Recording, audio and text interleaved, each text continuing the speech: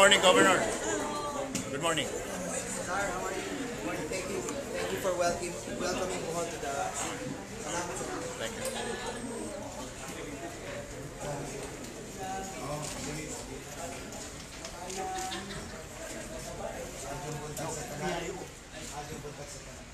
So, Mr. Mayor, maraming pong salamat sa inyong paanyaya na makabisita po. But just a few words lang, Mayor, to our people. Mayor Isko is not new to public service. He served as a former councilor. He served also as former vice mayor. He served in the national government when he was with Northray. He was also an undersecretary of the Department of Social Welfare and Development. Before he resigned from the cabinet to run as mayor of Manila, the city of Manila. I would like to personally thank him for many acts of personal kindness that he has shown me through the years that we have been friends. And Mayor, hindi naman siguro ngayon lang na pag-inspire ka ng mga tao dahil naalala ko, I got to see where this person lives. I don't know how many high-ranking members of the Philippine government has been invited to his house. But ako, nakabisita na ako sa bahay niya sa Tondo. Sa Tondo to nakatira hanggang ngayon. Yung president ng Timor-Leste, si President Ramos Horta, visited the Philippines in 2008. I was the cabinet member in attendance. But imagine, this was a revolutionary, historical leader of his country. President Ramos Horta led Timor-Leste to independence. So he's that type of a leader. He led Timor-Leste to independence. And he came here on a state visit. And on the night that we had dinner with him, isa lang ang tinanong sa akin, sino ba si Isko Moreno? Sino daw si Isko Moreno? Sabi ko, Vice Mayor ho namin yun dito sa Manila. I have heard so much about him. I want to meet him. Yung gabi na yun, alas 9. And he made the request nung nag-dessert na kami. So I was afraid because I'm in charge of a president. If something happens to him, so I had to seek permission. Una, ayaw ng PSG na yun. Ayaw sabi niya, dadalhin yung president ng Timor-Leste sa Tondo? Sabi ko, sino naman ang nag-iisip na pupunta kami ng Tondo? Nobody knows. Ano ba kayo? So even if we just go there, I don't see a security threat to the president of Timor-Leste. But sabi ko, better find Isko first, ask him kung pwede. Isko said, okay lang, di pumunta kayo dito. And true enough, Isko was there. He was wearing his t-shirt and shorts and slippers. And he welcomed us in his very humble home. But the effect was dramatic because the president of Timor-Leste was more amazed and really admired him more after that trip. And so that is the kind of mayor we have in Manila today. And even if I am governor, mayor of my own province of Bohol, dinala namin yung mga official namin dito because hopefully marami rin kami matutunan sa Manila ngayon sa mga ginagawa mo at iuuwi namin sa amin.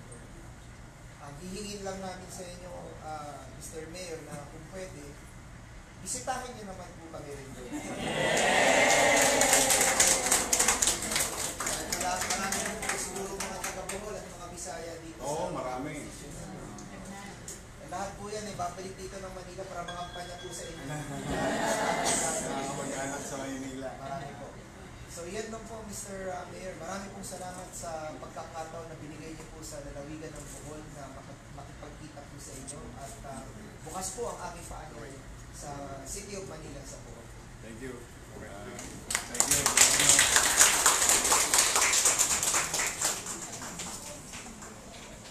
Thank you.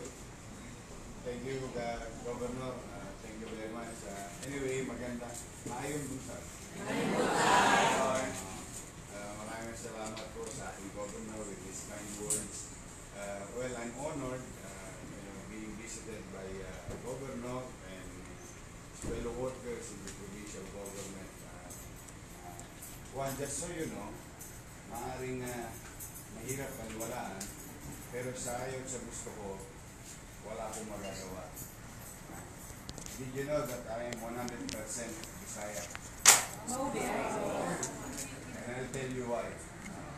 My father is from Antique. Antique nyo. My mother is a Waray-Waray. Sama.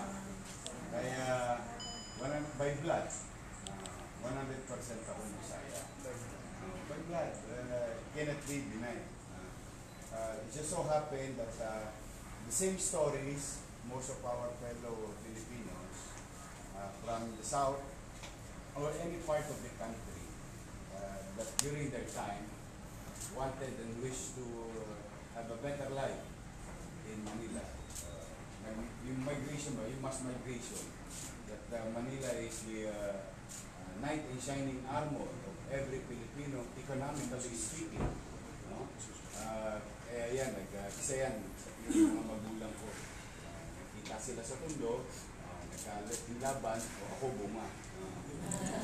Ako'y solong tagapagmana ng malaking lupain ng nanay ko. Bulubundukin at umuusok pa.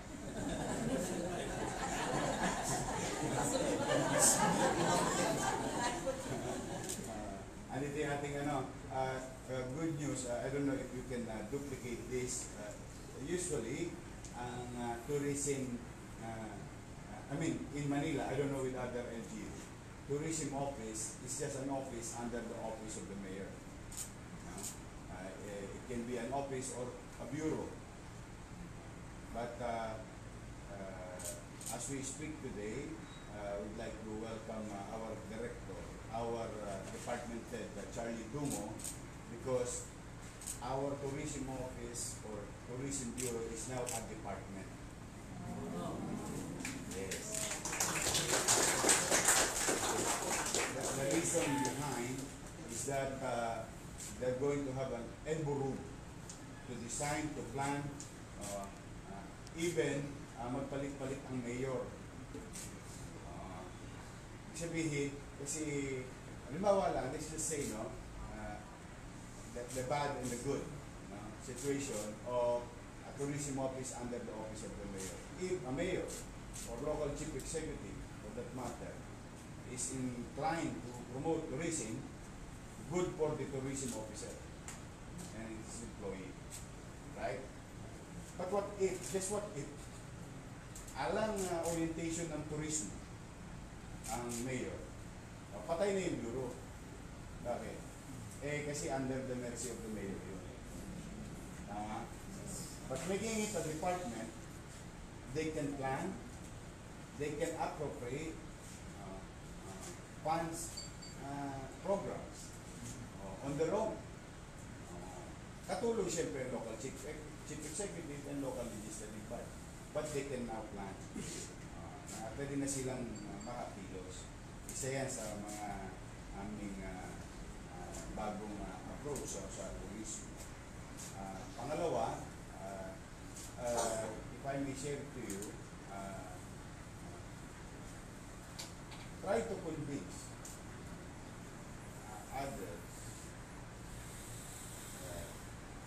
municipalities within your respective district and province. Alam niyo ano? What we're doing nowadays in Manila is basic governance. If we can share something for you today, is we went back to elementary of governance, the ABCs. Ano po yun? Bumalik kami sa paglilinis. Yun lang, basic lang. There is a book na hindi ko naman nabasa. They call it Tipping Point. And there's a portion of it, very famous, which is nabasa ko.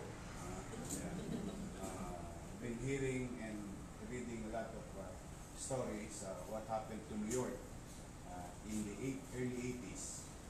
In New York, at the time, so chaotic, full of mafia, gangs, groups, drugs, filth, anarchy, and disorder. They've been trying so many plans, programs, and so on and so forth. No?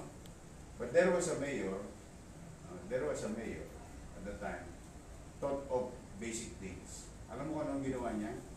Simple lang. Broken window concept. Inalis lang niya yung mga graffiti. Ito yung mga graffiti. Nilinis niya, lahat ng basag na bintana, pinaayos. And the rest is history. Yun lang. So, kami naman, ganun din ang aking pakiusap sa ating mga kababayan sa lungsod ng Maynila. For the simple reason, many came before me. And I think they have good intentions and good plans. But it cannot be denied, still we are being left behind by our neighboring city. In fact, nauunahan na kami. We are number 16 out of 17. See? The irony is, we are the capital of the country. So sabi ko, baka meron tayong hindi pinapansin. Kaya tayo inaayawan. Or mahina ang tiwala sa atin ng negosyante at mamamayan. Kaya sabi ko, then let's do the basic. Kaya kami, paglilinis, pagiging maaliwalas, at kapanatagan ng mamamayan. So these are basic governance. At dahil doon, as you heard and saw in the news, I think we're getting traction as a city government and as a city. And now we're making more open green space. Okay. Maganda ang development. True. But kayo, baka someday maging konsyel kayo, maging vice mayor kayo, maging mayor kayo, maging board member, gobernador, no? Meron lang akong konting share sa inyo. I think magaling ang Singapore, no? Magaling. Napakagaling na sila. But I think they're now trying to correct things also. Ngayon, pabaligtad na Singapore. Marami na silang ginigibang building dahil mas nag-open space sila. Open green space. So the point is, maganda development but never sacrifice open green space. May logic behind it. May mga pag-aaral behind it. The long term, mas kakailanganin ng tao. Kaya yun ang nangyayari ngayon sa Maynila. We see what we own, we protect, we open it to the public. Yan ang nagawa. Of course, isa sa pinakamaganda sa Bohol is your heritage. Ganon din ang Maynila. In fact, ang Bohol hindi nalalayo sa edad ng Maynila. In terms of culture, heritage, halos pareho ang mga petsa natin kung paano na itatag ang mga pamana. So na ating tinatamasa. In our own little way, we were trying to protect whatever is left. Yan ang approach naman namin sa mga pamana. So, doon, kung kami nagsimula, awa naman ng Diyos,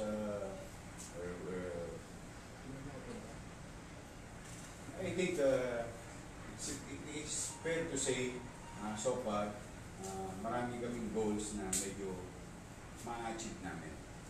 We're very optimistic. We are also adopting technology in governance to fight against corruption. By natural death. Paano yun? Hindi na yung maintindihan.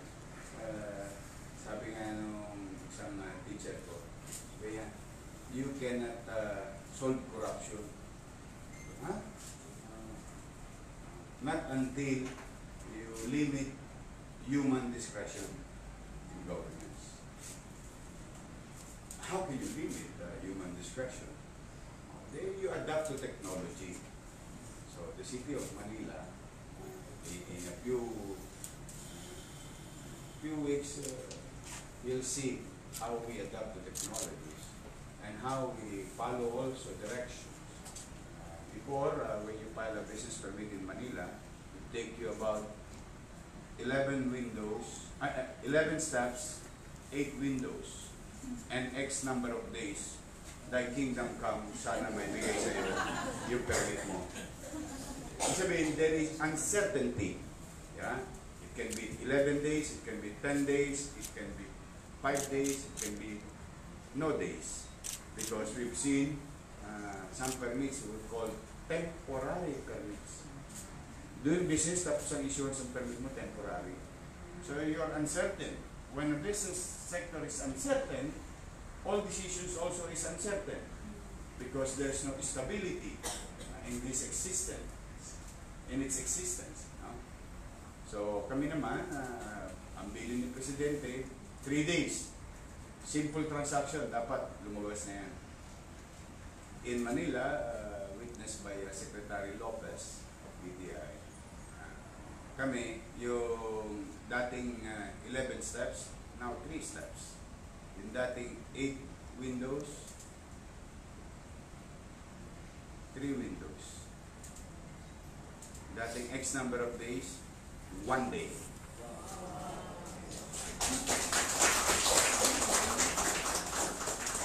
And because of that, kaya ko yung senior sa inyo, we caught the attention of the private sectors.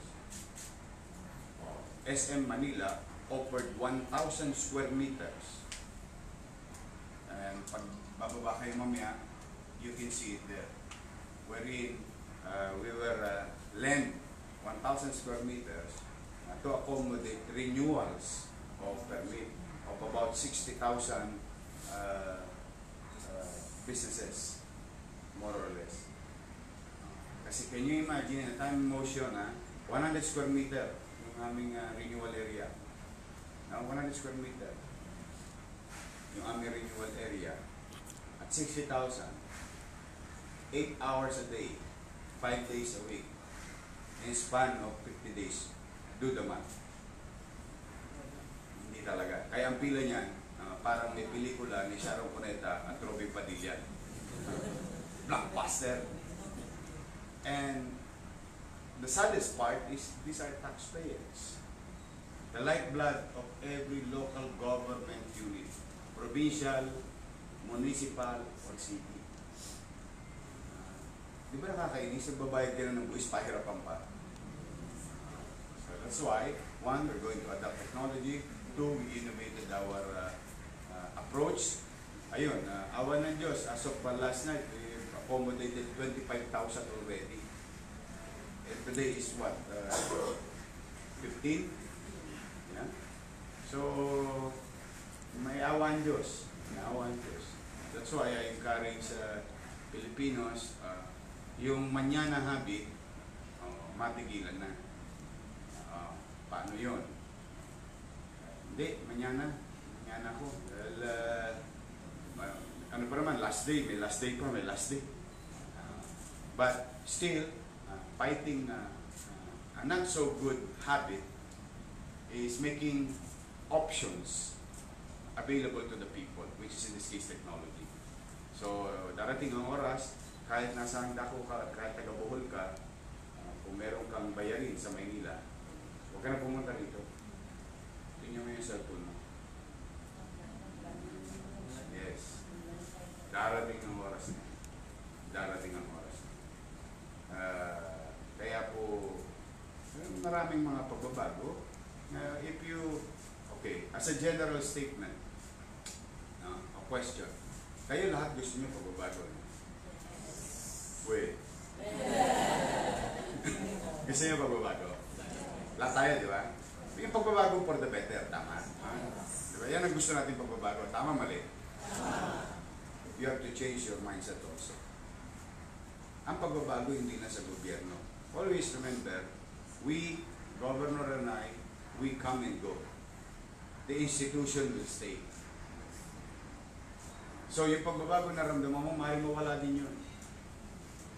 At yung pagbabagong hinagpis mo sa mahabang panahon, maaaring maputol din yun. At maaaring mabalik din yun. Tama, mali. Then, I think it's the people also should change. Change our attitude towards government and to ourselves. Change our habits. Change our feelings towards others. If we change those things, and that's what you call the change natin, kailangan talaga ang pagbabago nasa atin, sa tao. I'll tell you one example. Ito mga basic lang. That's why I like that concept of bubble gum. In Singapore. Siguro kayo dito, mga 50 mahigit kayo, no? Pagpalagay lang natin na mahilig kayo sa halls. Or halls, yung may halls mo ba? Yun. May halls pa. Max. Bear. Ano yun? Bear. Mahilig kayo yan. Mahilig kasi ang Pilipino sa matamis eh. Kasi matamis tayo. Magmahal. We are a sweet person. Anyway, just imagine all of you here, kumain lang kayo ng balls. Di ba may plastic na maliit yun? Throw it anywhere. You know where it will go? Sana sa basurahan. Sana matas pa namin. Sana mawalis namin. Sana lang. Tama. But these are small plastic. Tinapon na 50 tao. Hindi nakuha ng gobyerno. Halimbawa, ang gobyerno, hindi efficient. Saan uwi yun? Sa drainage. Araw-araw ginagawa ng tao yun. So, matter of time, mapupuno yun ng plastic.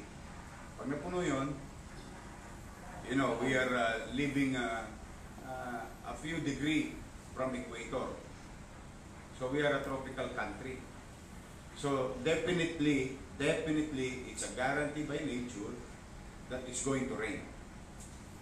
And in our case, out of 12 months, totally, easily, about 6 to 8 months will rain. There will be rain. So it goes out to the drainage, there's rain, then there's going to be flood. And flood is a problem. But who created the flood? 2, inefficiency of government in planning and other things, physical structures, facilities, or maybe tao din. Dahil nagtapon sa ilog ng basura. Kaya naalala ko nung araw, yun nung bata tayo, yung kasingidaran ko rito diba meron nung araw, yung commercial, I think Nestle yun, ang basurang itinapon mo, babalik din sa'yo. Ang ginagawa ng matanda ay ginagaya ng bata. Now, let us stop blaming or pointing fingers. If I may borrow, sino ba to? Yung Jamaican singer, Bob Marley said, "Be careful in pointing fingers. Be sure that your hands is clean." See? So, para naman hindi tayo mapalam ng hinagpis ng nakaraan. Because what we have now is only the effect of what they did yesterday. Tama? So, if we are in a better situation, thank you very much sa kanila. Because that is the only effect of what they have done in the past. Now, if we are in a bad situation, because I think there is something wrong that they have done in the past. How to correct it is to move forward. So that we just pay the price today as parents, leaders, and business leaders. So that the next generation, our children, will have a better world. Will have a better society. So I encourage each and every one of you to change your mindset. Start doing things, change our habits, for better. So that hindi man natin tamasahin, hindi man natin maramdaman ngayon yung mga sakripisyong ginagawa natin, ayun na lang ipakinabangan ng anak at apo natin kapag nagpantay na ang mga paa natin sa mundong ibabaw. Because that is a guarantee. Two guarantees in this world. Death and taxes. That is a guarantee. No? So, bago mahuli ang lahat para sa atin, ang matanong natin sa sarili natin, ano nga ba ang naging bahagi ko sa pagbabagong inaasam ko? I think that should be a question to each and every one of us. Instead of pointing fingers to, walang yang ganito yan, walang yang ganito yan, walang yang... naku, hindi ka mauubusan. Kasi ang hinahanap mo, dahilan. Dapat ang hanapin mo, solusyon. Hindi dahilan. Tapos, lastly, as member of the government, elected, appointed, huwag kayong masyadong magpa-apekto sa MEMA. May masabi lang.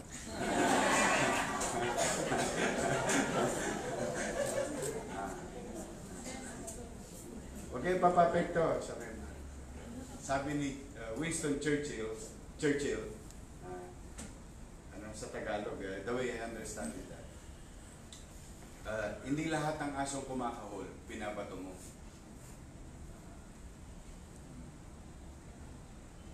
So, always remember that in public service. Dahil everybody is entitled to their opinion. This is democracy. Always believe in democracy. Everybody is entitled to their opinion. But your opinion is as good as mine. If you have that kind of mindset, then you respect others' opinion. Tama? But if you are obliged, responsible to a particular office, you have to perform. You have to do your task. You have to do your job.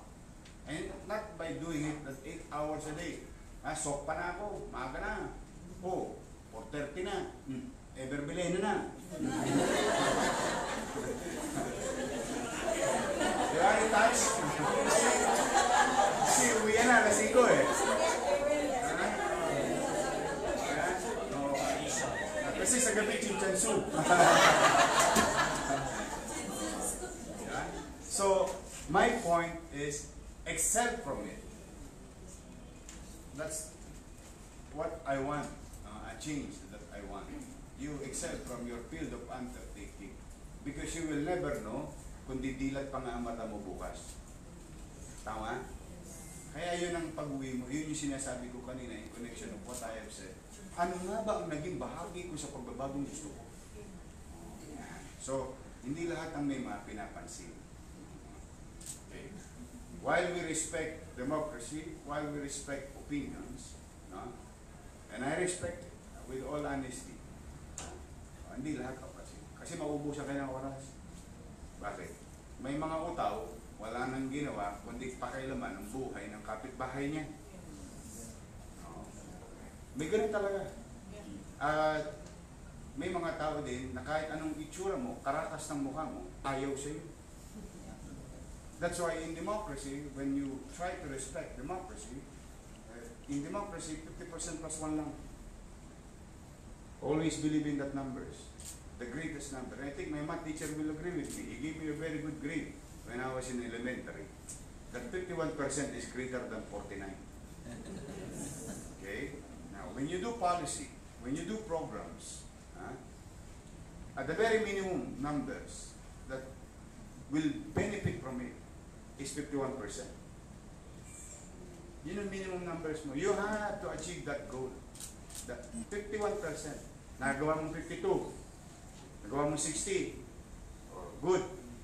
Nagawa mong 70. Oh, better. Nagawa mong 90. Wow, best. Oh, 100. Oh, that's excellent. Tama? But your minimum numbers when you're trying to address a situation is my policy, is my program of governance will benefit at the very least 51% of my constituency. Kasi kahit nga anong karakas sa mukha mo, basta hindi kanyang type, ayaw sa'yo niyan. Naku, maniwala ka. Anghel ka na, demonyo ka pa sa paningin niyan. Yan ang tarangan nyo. Para hindi kayo mapupustrate. Para mapagtibay ninyo ang inyong mga kalooban. Okay. Now, ako naman, ang panawagan ko, lalo na sa mga ganitong panahon, kayo, dumanas kayo. Ay, matindi ang dinanas nyo sa Bohol. You almost lost it. The reason why people goes to Bohol. Almost lost it. Yeah? And this is a humbling experience for us. That we are not in control. You are not in control of our world. We are not in control of our world. Only God is in control. He knows. Wise. And the answer to that wise. Siya lang nakakaalam nun. Kaya you have to humble yourself. So, pag nangyayari yung mga ganito, marami yan. Mga, minsan, di ba napopostrate kayo? Tumulong ka na, mema ka. Di ba? Samantalang yung mema, kahit 1 kilong bigas, hindi naman tumulong. Tama? Yan, tatandaan niya. Kaya huwag kayo magpapapekto. Hindi lahat ng asong kumakahon, binabato. Kaya mga sa buhay natin, sa paglilingkod sa bayan. So that mas mabilis ka nakakaabante. Kasi yung may mga taong may hugot sa'yo, ay yung mga taong may goma. Goma, rubber. Ano ba sa Bisaya ang goma? Goma. Goma, di ba? Ang gusto nun, isabit sa paa mo yun. Para hilain ka ng hilain. Hindi ka makabante. Kasi ang gusto niya, yung position mo. See? You really have to be very careful. Hindi sila makamove on yung nagdesisyon ng taong bayan. Di ba? Ayaw ka makamove on. Hugot dito, hugot doon. Makapamerwisyo lang. May mga ganun tao. You really have to be very strong emotionally, psychologically. And remember, ang hirap i-quantify ng perfect science ang feelings ng tao. Because moods changes by the hour, by the day. Kanina lang, masaya-masaya. Nakatanggap ng text, naloko ng jowa. Nakita mo, umiyak na. Umuhulas na yung Everbelena. Yeah? See, moods changes. So, ang hirap. There is no science on it. So, kaya kailangan na doon ka sa minimum. Doon ka lagi sa minimum. Ano yung minimum? Ano nga ba ang aking kinalalagyan? Nasaan nga ba ako? Ano nga bang obligasyon meron akong dapat tuklin? With that, hindi ka na magkakamali. Minimum yun eh. Very clear na sa iyo. Then you submit yourself. We, as elected officials, we submit ourselves for renewal of contracts with the people. Tama? Yes. Kaya yun ha, ingatan nyo. Kasi dyan sa public office talagang ano dyan, maraming mema. Okay. While it is true that we respect opinions, different opinions, no? We respect that. But sometimes you have to sit down. Tumingin ka sa langit. Magmuni-muni ka. Ano nga ba ang naging partisipasyon ko? Yan. Ayan ang, kaya sana, while we respect them, lastly, don't you ever forget. True, we have different colors in our shirts. Different colors in our minds. But always remember, iisa lang ang kulay ng balat natin. Kayumanggi ang Pilipino. Yan ang kulay natin. Sa kulay ng politika, madami yan. Dilaw, pula, asul, puti, kahel, o kung ano-ano pang kulay. Yan ay kulay lang ng politika. And there is time for that. The end of the day, you have to look at the color of your skin. Kayo manggi tayo. Tayo ay Pilipino. Hindi tayo pagmamalasakitan ng mga puti, ng mga mapusyaw, ng mga itim. Hindi nila tayo pagmamalasakitan. We are only good to them if we are doing business with them. At the end of the day, lahat tayo kayo mga Pilipino tayo. Yun ang mangibabaw sana sa damdamin at isipan natin bago ang opinion natin. Yun. I hope I shared that to you. Pasensya na kayo, binigyan ko ng diin yun. For the simple reason, yung Boholanong Bisaya na kahit na palambutin mo ang dila sa baga, hindi lalambot yan. Bisaya yan. Tama? Pero yung Bisaya na yan, Pilipino yan. Yung nagbibisa-bisayaan sa Maynila. Katulad ko, pero by blood, Bisaya talaga ako. Madiretso man ng dila ko, Tagalog na Tagalog, Pilipino. It doesn't matter. We're still Filipinos. Hanggang sa dulo ng bundok ng Tralala. Pilipino yan. Kasi yung regionalistic divisiveness, ang pag-ihiwa-hiwalay sa ating isipan, hindi dapat umiral. Bakit? Dahil isang binigay sa atin na challenge ng Panginoon Diyos. Naturally, pinag-ihiwa-hiwalay tayo ng dagat. Pati ba naman sa puso't isipan, mag-ihiwa-hiwalay pa tayo? I'm just saying. We are divided geographically by nature, 7,100 islands, with so X number of languages. But at the end of the day, Pinoy ka pa rin eh. Subukan mo tumira sa Amerika, palalayasin ka din doon. On a certain period of time. Makapag-apply ka man legally, manatili doon. Kita mo, ano nangingibabaw sa mga matatanda? Hindi, uwi ako sa Pilipinas, doon ako mamamatay. Hanapin mo ang lugar ng kapanganakan mo. This is where you belong. We belong to the Philippines. We don't belong to Visayas. We don't belong to Mindanao. We don't belong to Luzon alone. We are Filipinos. Kaya mag-iingat tayo sa divisive na opinion, mag-iingat tayo sa divisive na leader. Why? Kasi inaalimpuyo ang damdamin natin. Binabagaan. Yung parang magalit ka. Hindi, yung mga imperial ganito yan. Ginagatungan. No. You really have to be careful. We don't hate you. You should not hate us. We should love each other. We should care. Because at the end of the day, pagdating ng finals, wala mo saan kayo nilibig. Sa sementeryo. Tama? Sang bahagi ng mundo.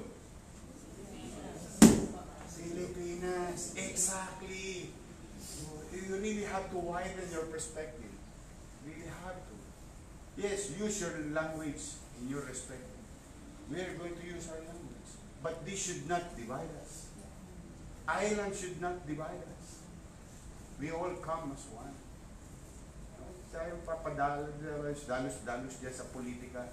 Yung politika na yan, politiko lang ang nakikinabang kapag halalan.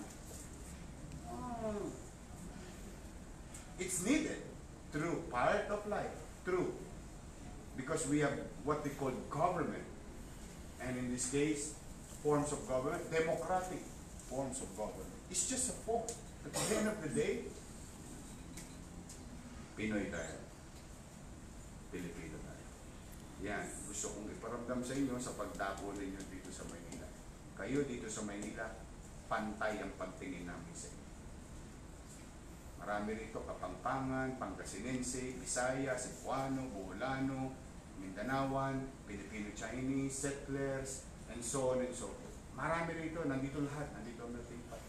Kaya yan kasi gusto namin i-unite. Because Manila represents the country in terms of language, culture, tradition, customs. Lahat, nandito lahat. Iba ang ugali ng Kapampangan, iba ang ugali ng mga Cebuano. Maaaring may konting difference pa konti sa Boholan. Maaaring konting difference pa sa Ilonggo. These are cultural customs and traditions. But at the end of the day, tingnan ninyo, Pinoy tayo, di ba? Yun lang paalala ko kasi I'm trying to, yung sinasabi ko sa inyo, ay sinasabi ko rin sa aking mga kababayan dito.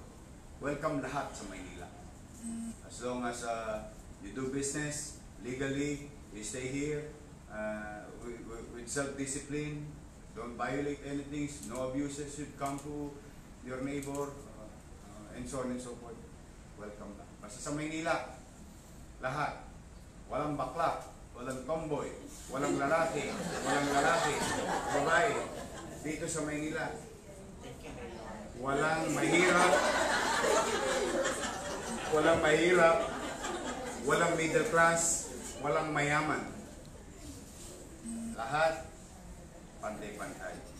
Walang banyagang espesyal, walang aping Pilipino. Lahat, kailangan sumunod sila sa lituntunin sa lungsod ng Maynila. Pantay-pantay. Kaya, baluktot man ang dila mo, diretso dila mo, it doesn't matter to us. We will look at you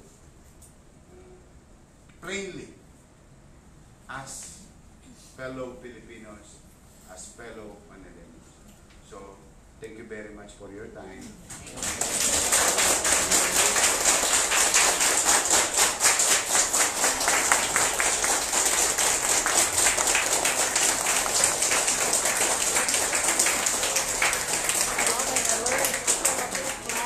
Yung gusto magpa-picture, etnep lang ha. Anyway, thank you very much. I'm honored and we're happy you dropped by. I hope we share something for you today. No?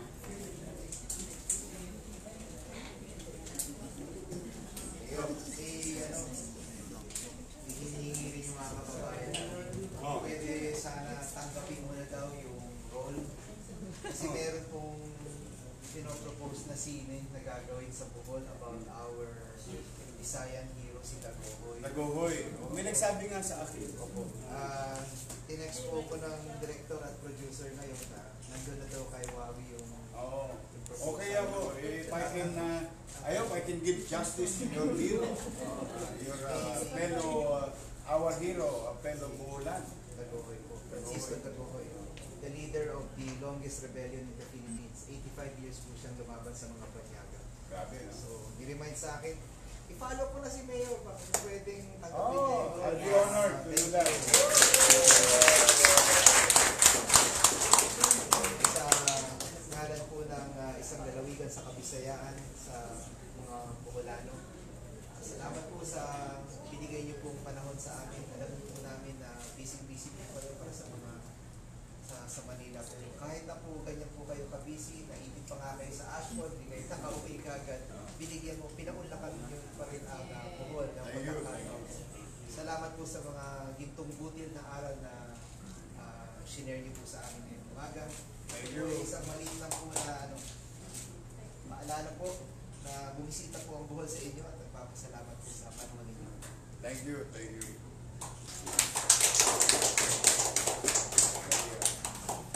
These are Rocket Fabrics. #1 po kami sa Pilipinas sa mga fabrics. Mag-iiwan din po kami ng isa. Thank you, thank you. Kami sa lamesa. Ito naman, Globe. Ito, usually bibigay ito sa mga ambassador. Si Governor Yap is the ambassador of Visayas now. Nag-iikot siya. Ito, magagamit mo ito, Gov, sa probinsya. Every day, you will be reminded of Manila kapag kumakain ka. Placemat. Pictures of old Manila. Sketches of old Manila. The way it was before. San Sebastian. Alam niyo ba ito San Sebastian? Ano to bakal to The only steel church in the country. Gothic church yan. Sige. Thank you. Thank you, Chief. Siguro group by group. Para magkasya tayo. Group. By 10. So, pagkain na.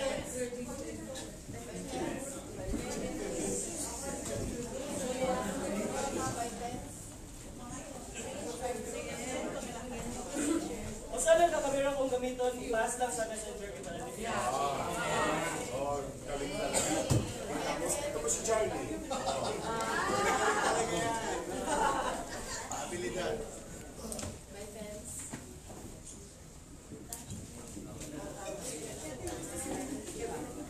Nasa gawin nyo para hindi kayo mabalang pag ano, dito exit. At kumubalin po ang bigas. Yan. Okay.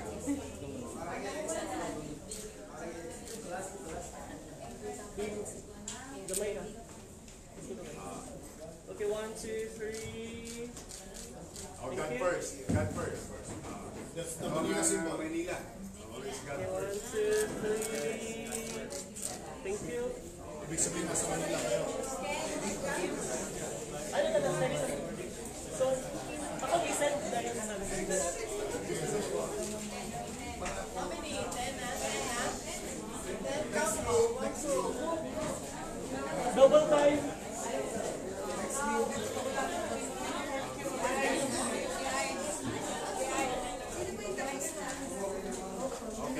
Okay, Billy.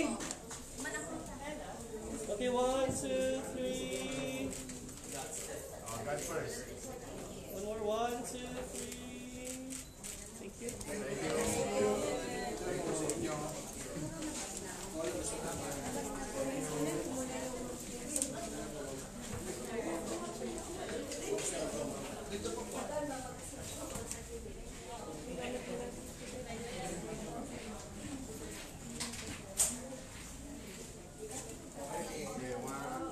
Forward naman sir. Okay.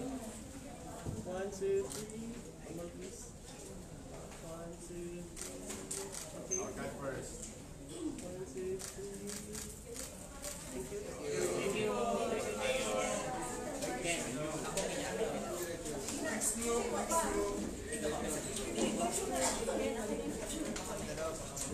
Solo. Talaga? Pag gusto nyo, nakasama kayo dito. Last group. Doon sa left side. Dito po yung iba. O saan ka sa phone gamitin kita na dali? Excuse me. Okay, 1, 2, 3. God first. 1, 2, 3. Thank you. Oh! Len, malata sa Joanna. Okay lang solo ako. Okay, next group. Next group. Next. Last na.